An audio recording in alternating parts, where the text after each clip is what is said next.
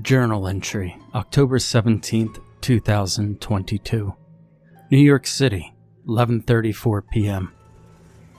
They say you can measure the soul of a place by its bathrooms.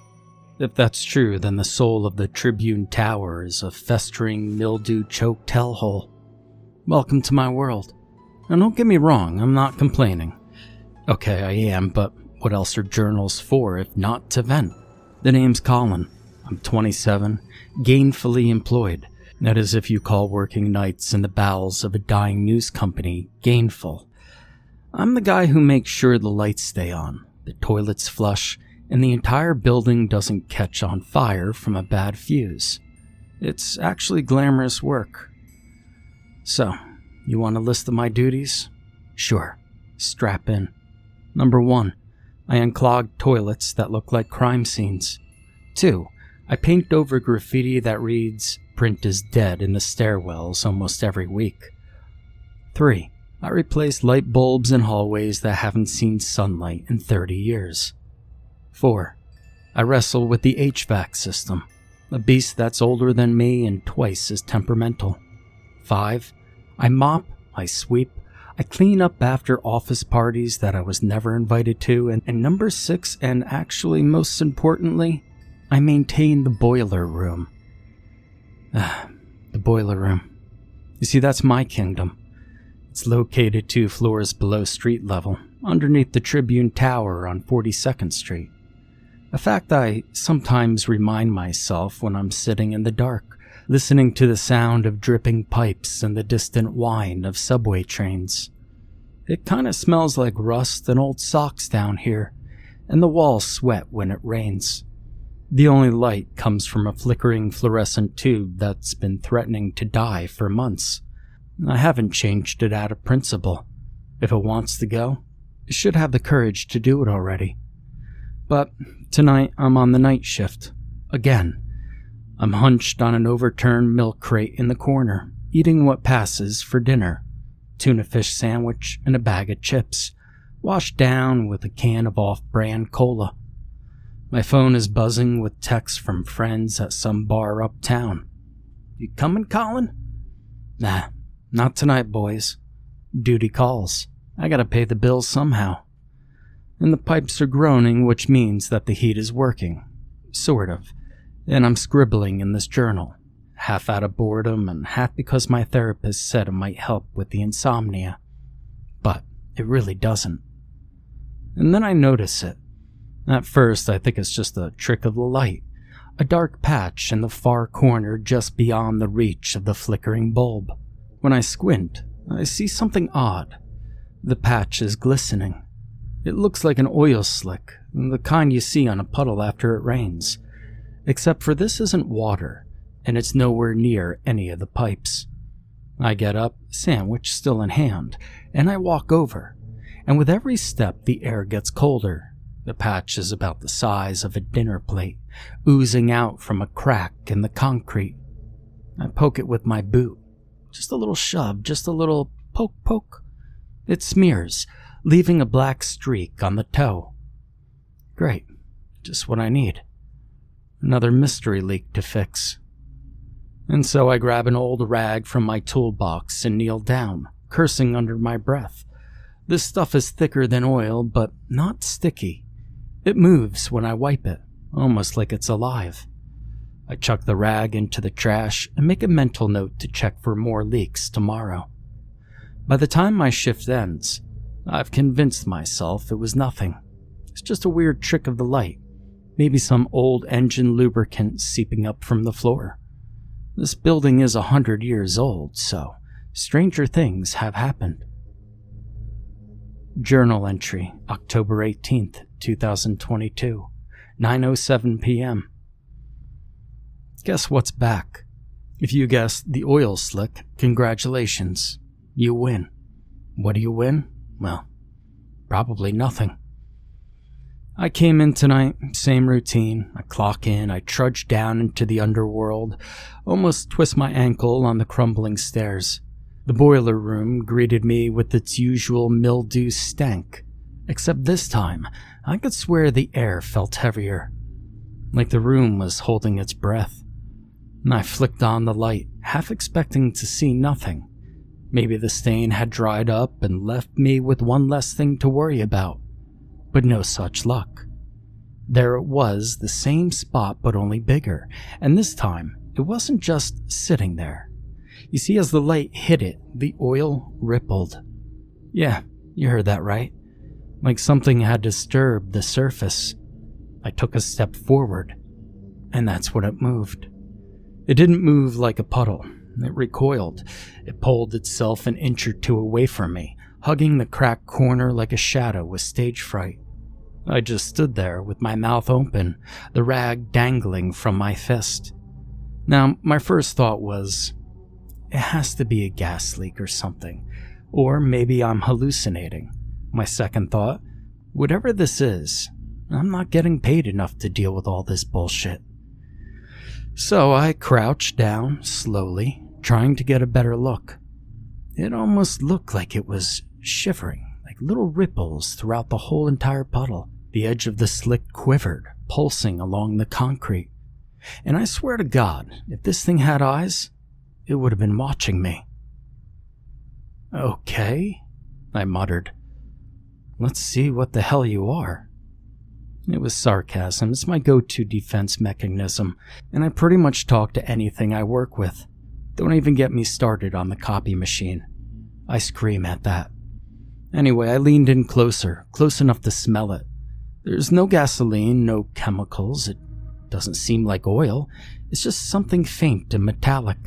But that's when my whole world upturned, and it lunged at my face. 1 second, I'm peering at it, trying to figure out what the hell it is, and the next there's a streak of black shooting up at my face, burning me. I yelled, I fell backward, my cheek was on fire. The stuff clung to my skin, stinging like a jellyfish. I jolted up, wiping at it with my sleeve, but it just smeared, leaving a tingling numbness behind. So, panic mode engaged, I bolted for the bathroom, nearly tripping over my own feet. Under the flickering light, I splashed water on my face, scrubbing at the burning patch. It came off in greasy streaks, swirling down the drain. My reflection looked pale, my eyes wide, a black smear across my jaw like a bruise. I half expected to see the stuff crawling up my arm, but it was gone. There was just an angry red welt on my cheek, and my heart was pounding. Back in the boiler room, the thing was nowhere to be seen. Not even a drop, not a smear. I searched every inch. I even checked the walls and under all the pipes. It was clean as a whistle. Or at least as clean as this place ever gets. I wish I could say that was the end of it, but I can't shake the feeling that it's not. Not by a long shot anyway. October 19th, 2022. 7:44 in the morning. I woke up this morning, and my mouth was gone. That's not a metaphor, I mean literally. No lips, no teeth, no opening, not even a dimple. Just smooth, pale skin stretching from my nose to my chin. I shot up in bed, heart going berserk, pawing at my face like maybe I just slept on it weird and it would just pop back out, but no dice. I stumbled into the bathroom, nearly knocking over my toothbrush, and I stared at my reflection. I looked like some bargain bin horror movie extra. I tried to scream, but all that came out was a tangled nasal wheeze. Panic didn't even cover what I was feeling. And so I grabbed my phone and I started to type out a text to my boss, Carl. Carl, I can't come in. Sick. There's something wrong with my mouth. I deleted that and I tried again. Can't talk. Emergency. Going to hospital. I threw on clothes with hands that wouldn't stop shaking. Then I drove myself to Mount Sinai, weaving through morning traffic like a lunatic. Every time I caught a sight of myself in the rear view, I wanted to punch something. At the ER, things went about as well as you would expect. I couldn't explain what was wrong because I had no mouth. I had to show them. The nurse fainted. The doctor called for a psych consult, and eventually a whole team of people in scrubs and masks surrounded me, poking and prodding. They took pictures, did scans, muttered to each other in panicked whispers. I tried to write down what had happened, but my hands were shaking so badly the words barely made any sense. Boiler room, black oil, face burn, woke up, no mouth. I think that about covers it. They sedated me for the procedure, which is a polite way of saying they cut a hole where my mouth used to be. When I woke up, my lips were stitched, swollen, but at least there was an opening. The doctors kept asking questions. I lied. I told them I think it was some kind of chemical burn, that maybe I'd inhaled something strange at work. They didn't believe me, but they let me go with a prescription for antibiotics and a warning to rest and stay hydrated. I went home and I stared at the ceiling, running my tongue, thank God it was still there, over the stitches. The skin around the hole ached. It was raw and hot. And then I tried to sleep. And when I woke up, nothing. No mouth. Not even the stitches. It was clean, untouched skin. I screamed, or I tried to anyway, but the sound was trapped inside, bouncing off my skull. I punched the pillow, then staggered to the bathroom and stared at my reflection. I clawed at my face desperately, but there was nothing to grab. There was no seam, no hint that my mouth had ever been there in the first place. And then every time I'd fall asleep, it's gone. You see, I tried to cut it open again. I had to try, right? But it hurt so much I thought I'd pass out. The pain was sharp, electric, like the burn from that thing in the boiler room, only deeper. I don't know what's happening to me. I don't know if I'm ever going to be okay again. I think that thing did something to me. October 20th, 2022, 3:21 in the morning. Sleep is a joke at this point. Every time I close my eyes, I picture that oil slick shooting up at my face, oozing into my nose, my ears, sealing me from the inside out. Last night I duct taped my mouth open. Don't laugh. When I woke up, the tape was still there, but underneath, smooth skin. Like it's just not the surface, but something deeper rewriting me. I went back to the boiler room tonight. Call it stupidity, call it curiosity, or just the desperate hope that facing it might break this curse. I brought a flashlight, a crowbar, and an industrial jug of degreaser. I also stuck a flask of whiskey in my pocket, which I figured was the only thing that might actually help. That is, if I could cut my mouth open again. I was cautious with every step down those stairs. The fluorescent bulb finally gave up, so I used my flashlight, sweeping the beam over the pipes and the walls and the spot where the thing first appeared. The corner was empty. There was no oil, no shimmer, just the faint discoloration in the concrete, like a bruise that had never healed. But I could feel it. I could feel a presence watching me. I poked around the rest of the basement. I found some old blueprints for the building in a rusted-out filing cabinet. They were yellowed and brittle, but still legible. It turns out the Tribune Tower wasn't always a newsroom. It used to be some kind of textile warehouse, then a speakeasy during Prohibition. There are tunnels down here, sealed off from decades ago. I traced the lines with my finger, noticing that the boiler room was right above one of the old junctions. I thought, maybe I've just got a haunted basement. I tried the degreaser on the stained patch, scrubbing until my knuckles bled. If the slick was hiding, it didn't show itself. On my way out, I caught a glimpse of myself in the broken glass by the service elevator. My face looked thinner and my eyes sunken. The welt on my cheek had faded. There's a dark shadow that lingers underneath my skin, like something's moving just below the surface.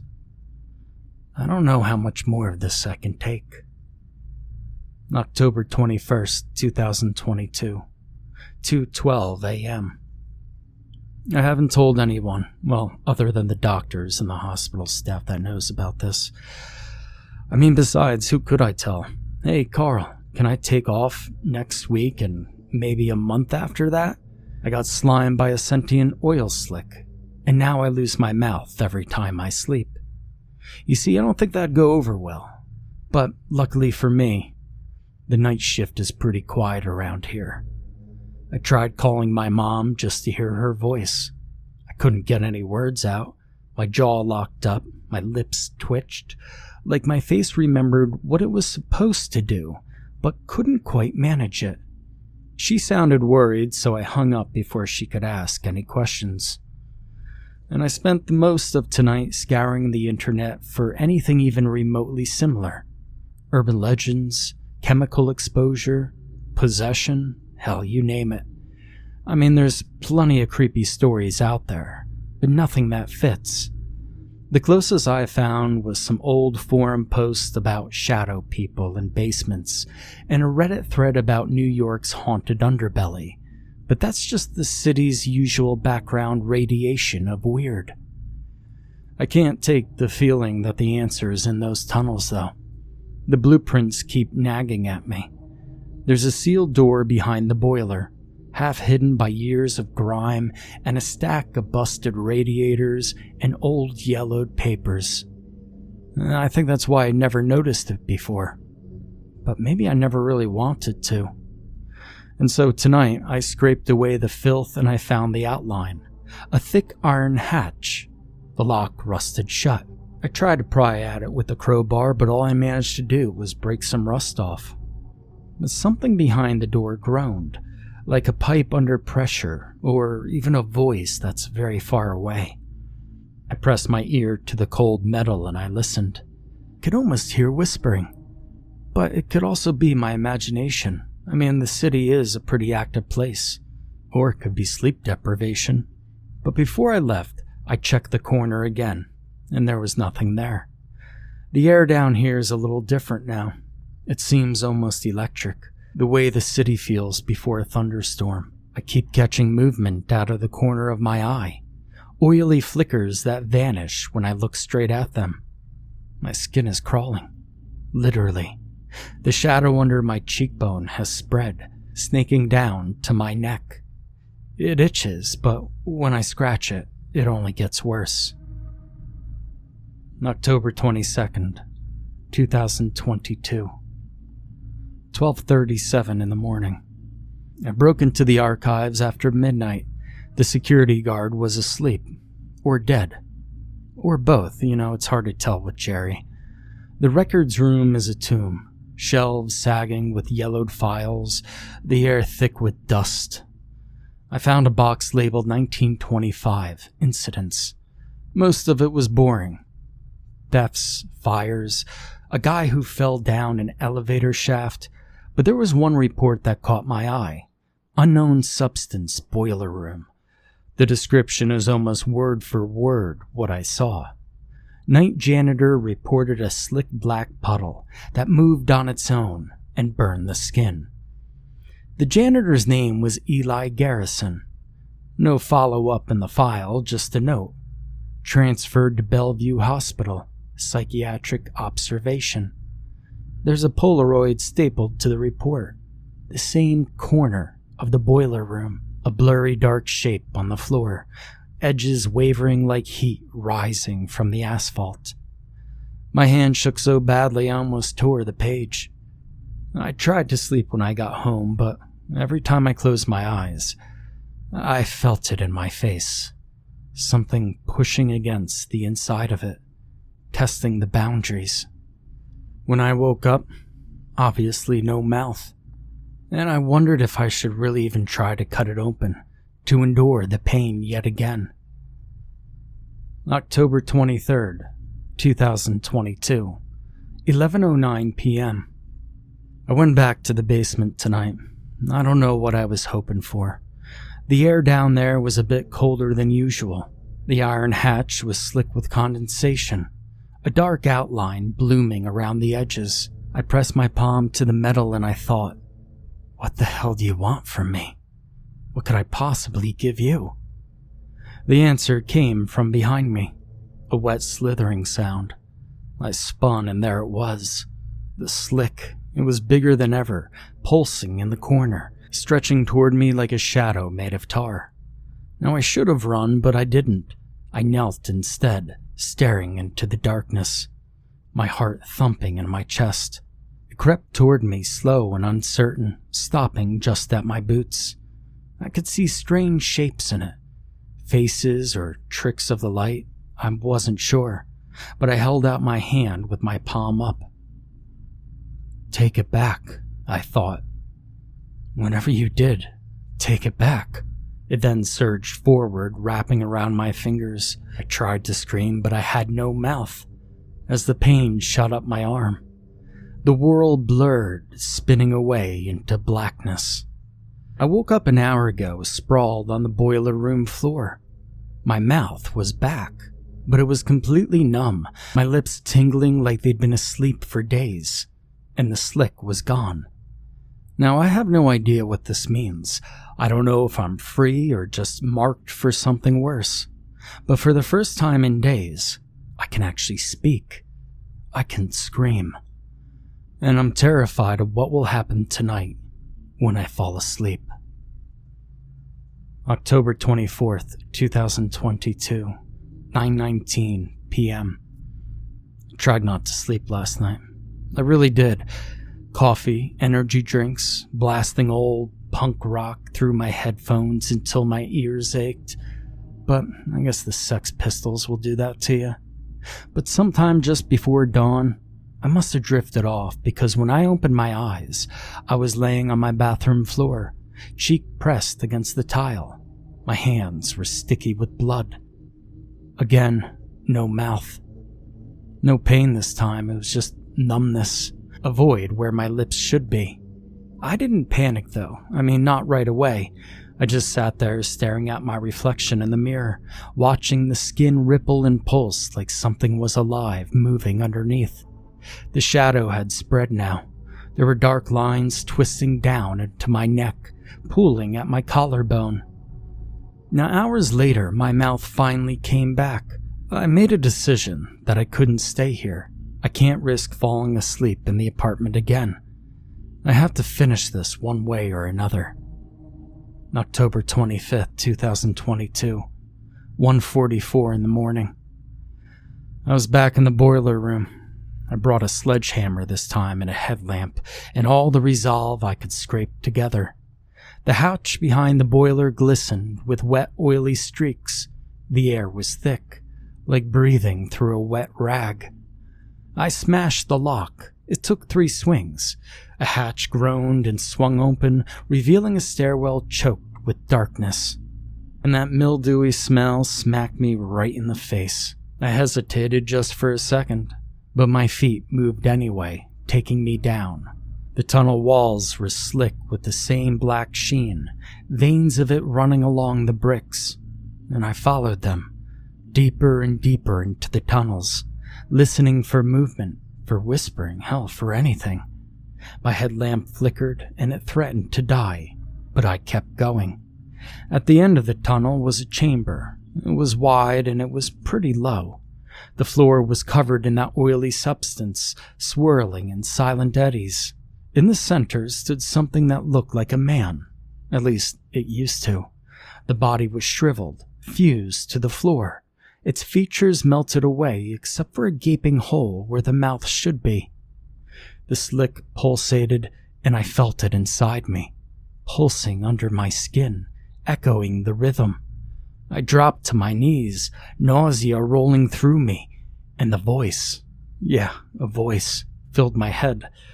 Not words exactly, just of longing and the ache of a wound that never heals.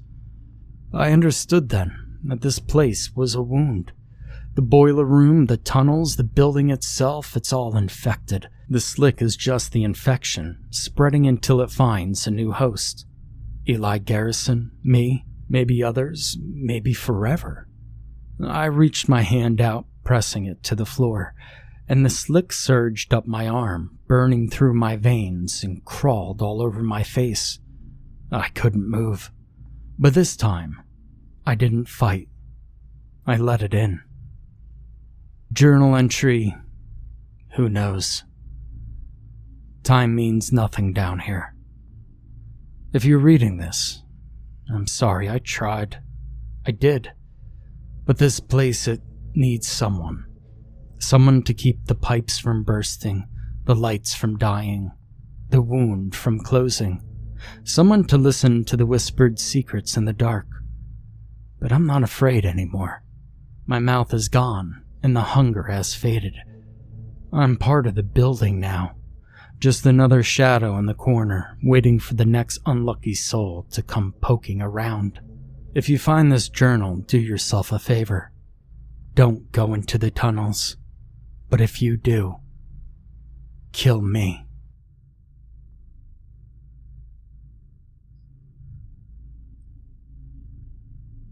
Has anyone else played that video game, I Have No Mouth and I Must Scream? The story reminded me a little of it. Enjoy your day, guys.